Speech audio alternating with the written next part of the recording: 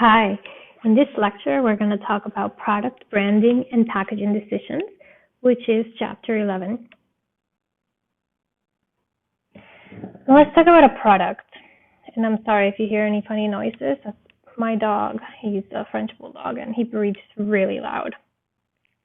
Anyways, we have many aspects to products. So you have the actual product, for instance, the bicycle.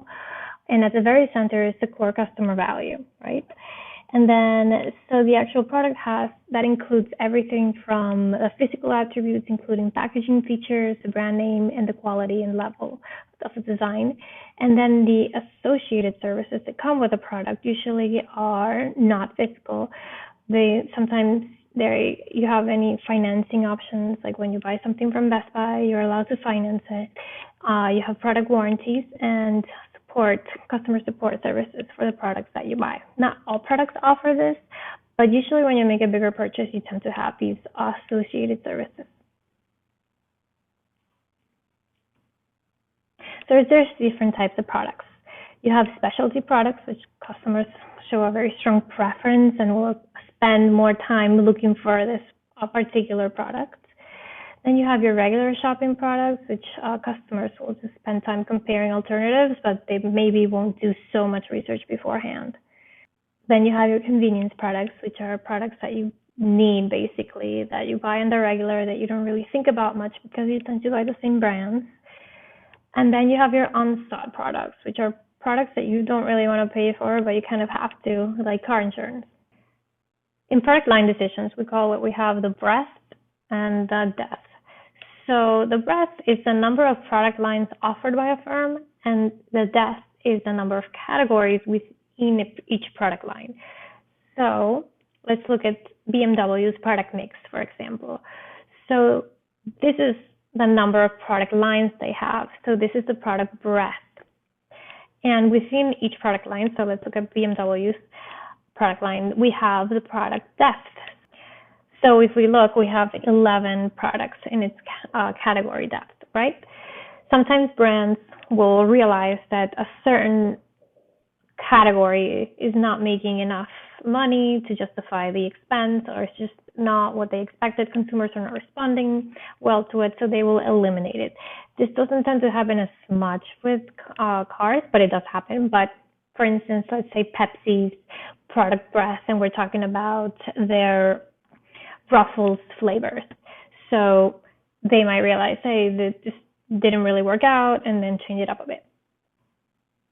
For instance, when companies need to make these decisions, you can increase the depth, and that's increasing the categories within the product line. So Band-Aid has the brand Band-Aid, and that's their product line, and within that they have about 40 different ways or products to heal cuts.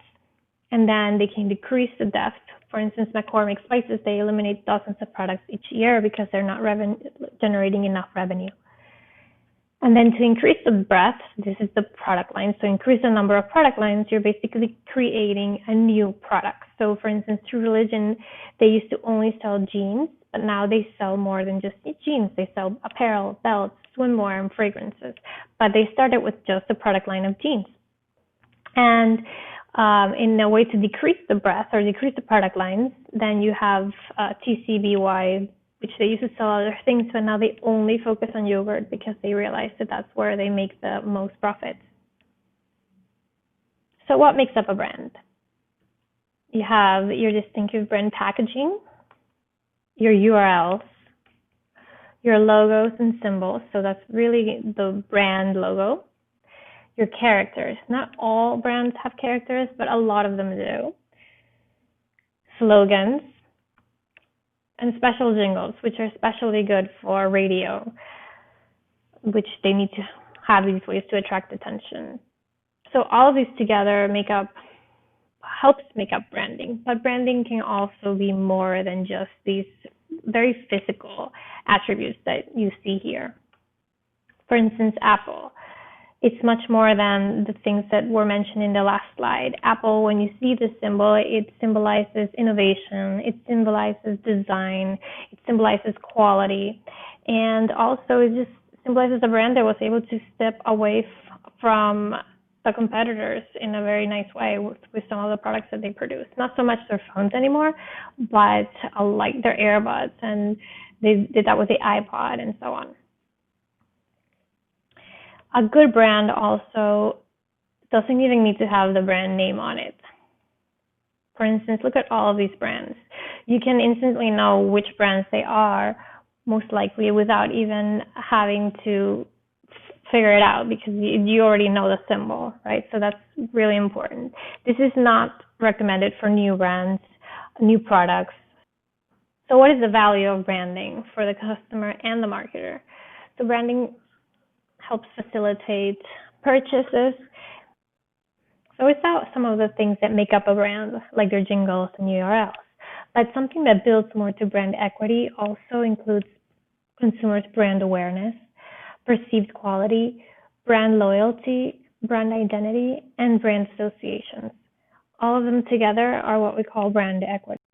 Having good brand equity will facilitate purchases for consumers, meaning that once they identify a product that has a brand that they trust, they'll feel more comfortable purchasing it because they know that they can rely on it, for instance. Establish loyalty.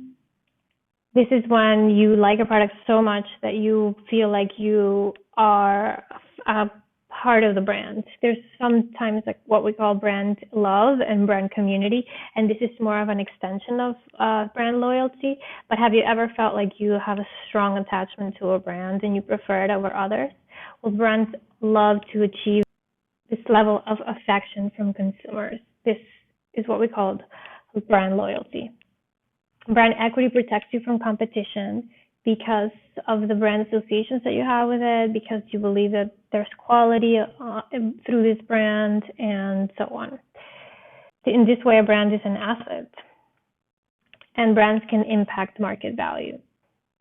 Why is brand loyalty so important or so good to have? Because consumers are less sensitive to price. For instance, with Starbucks, some consumers pay $5 at least every day for coffee. Coffee doesn't cost that much. However, because of the brand loyalty that consumers have, they won't switch to a different brand or buy their own. They are very loyal to Starbucks. So you have manufacturer brands, so that's the regular brands that you see in the supermarket. But then you also have your private label brands or store brands. And these could be generics or copycats. And they will pretty much look a lot like the original brand, so the actual company's brand, but it'll come at a much lower price because it doesn't have the branding element, right? So this is when you consider whether you buy Tylenol from Tylenol or you buy acetaminophen from the Equate brand from Walmart or the Target store brand. So it's the same ingredients if you read the back, but there's a branding element involved, and some people will believe that their headaches or whatever it is that they're trying to cure. And some people will believe that their ailments will go away more effectively if they take the brand name. So that's really pretty much up to the consumer, because sometimes these other private label brands are actually quite good and do kind of check the box, but sometimes they don't. Brand extension is an important aspect to consider because this is how basically you expand your product line, so basically your product breadth, right? You're basically extending the brand by creating a new product under the same brand name. So Clorox started with just this first product, and then it moved to cleaning toilets, and then it moved to a spray bottle Clorox, an all-purpose cleaner, and now they have their own like bleach pods. So this is how Clorox extended their product line. And when someone goes, if you are looking for an all-purpose cleaner and you go to the all-purpose cleaner aisle and you see this Clorox spray, you are going to attribute the same benefits that you get, that you believe that the original Clorox product had, and those are transferred to the extension. This is how branding, just having that logo, will help you make a purchase decision because you're going to trust the Clorox brand. The same with Coca-Cola. Sometimes, though, the extension is too much and it leads to brand dilution. So you have to ask some questions. Is the brand extension distant enough from the core brand? If it's way too distant, then there's no need to have the same brand name for both of those products. For instance, would you buy a vacuum cleaner from Clorox? No, they both clean, but maybe Clorox isn't an expert in creating appliances that require other technical know-how. So unless they partner with a company that is well known for this, I don't see any benefit that they would have in creating a vacuum cleaner. People won't attribute it correctly and won't try it. So you have to evaluate the fit between the product class and the core brand of the extension. Porsche actually came out with a minivan, and this enraged their current Porsche customers because they didn't want the Porsche brand to be associated with a minivan, a soccer mom car. That's what they called it literally, and yes, it's terrible. But they had to eliminate this product from their product line because it just was kind of diluting the brand. When brands come together to create something, we call it co-branding. And it's a very smart endeavor because it saves some of the risks. So they both share it, and there's also a lot of financial benefits to be had. For instance, the UC shoes that Kanye West designed for Adidas became a very big success for both Adidas and Kanye. In this case, Kanye West would be the brand. Some of the benefits of co-branding are to strengthen the competitive position, greater customer trust on the product, and wide scope due to advertising. You also have greater product image by association with renowned brands. These are other examples of recent co-branding endeavors. For instance, Casper and West Elm. West Elm sells furniture, and Casper sells mattresses. So Casper is relatively new as a brand, but highly recommended by West Elm, because consumers that trust West Elm will then trust the recommendations that they provide for mattresses, that being Casper. There's also Taco Bell and Doritos. I don't know if you ever got the chance to try those tacos with Doritos in them, but I hear they're really good. They're no longer a thing anymore, but they were pretty successful. And Uber and Spotify, an app that delivers rides and an app that delivers music. So putting them together could add greater value to the consumer, and they saw that and were able to do some co-branding work together. You see a lot of products with Disney on it. Well, they don't actually make all these t-shirts, all these backpacks, all these hats. They don't really make all of it. They don't have the potential to make all of them. So a lot of companies are willing to make them, and they get a lot of the profits, and Disney gets a negotiated fee for it. So they all benefit. And sometimes brands can try to reposition themselves. For instance, Dawn is best known for being a good dish cleaner. However, they're trying to reposition themselves also as another way that a brand has been able to reposition itself is, for instance, Axe Spray. They were known, or they were considered to be an old man's brand, like the deodorant that their fathers or grandfathers used.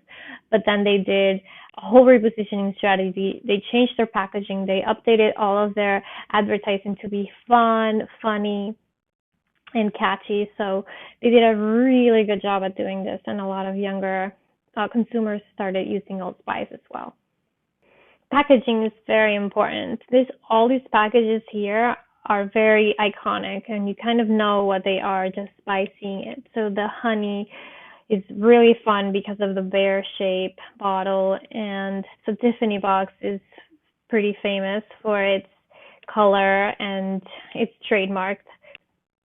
And packaging helps determine the success of a product as well. Sometimes they're synonymous with the brand itself. When done right, a good product packaging design can be as good or even better than the product itself. Product labeling is very important. This one, for instance, gives the nutrition details, and they have to abide by these labels because there are regulations that they have to follow.